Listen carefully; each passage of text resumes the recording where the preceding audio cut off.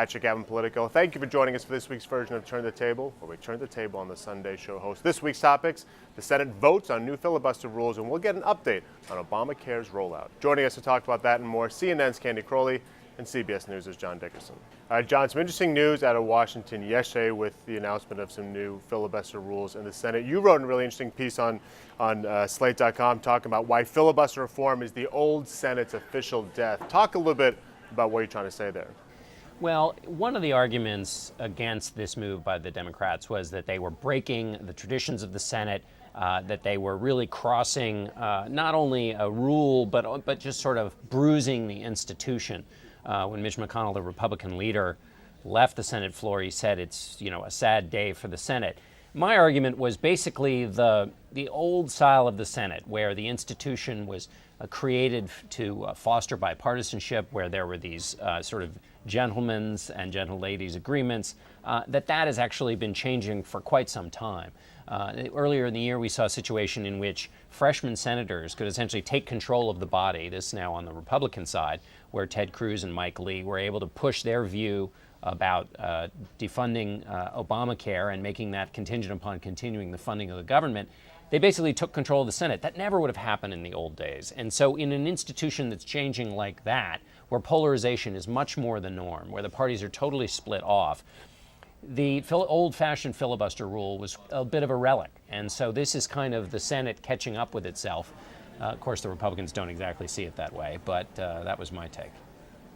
Obviously the president liked what he saw. Are we going to see this result in a more efficient Washington, a better Washington, or is this simply just more partisan politics? Well, it'll be more efficient. Well, actually, there could be a moment of inefficiency here as Republicans decide whether or not they want to gum up the works. There are still some things they could do on appointments to just kind of raise procedural motions and slow things down.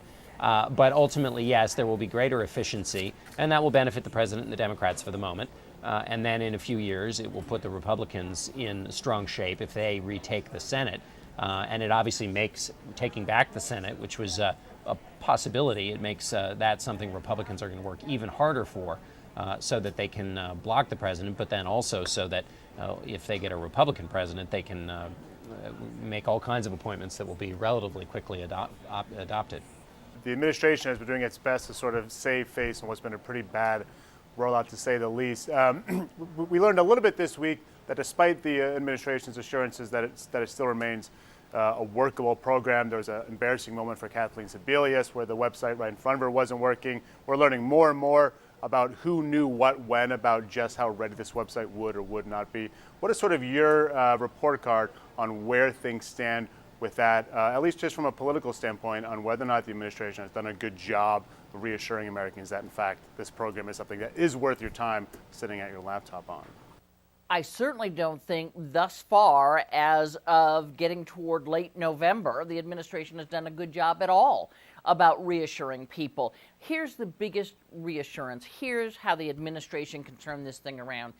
It can start to work. People can start, because their whole thing is, wait, once we can get this website up and people start to see what a great deal this is, they're going to love it. We'll see, because that would certainly turn things around. So talk to me in June, but at the moment they haven't done it. And what we're seeing now, anecdotally, and I don't think anybody has that 30,000-foot view of how Obamacare will play out, is that there are lots of unintended consequences going on here, that people are not all that thrilled with what they think they've seen. But I don't think you can say whether the Obama administration has reassured anybody until we get into the actual Obamacare part of it on January 1. And then a lot depends on whether Americans look at this and say, yeah, you know what, this was okay. But so far, we certainly haven't seen much sign of that in terms of Democratic reassurance.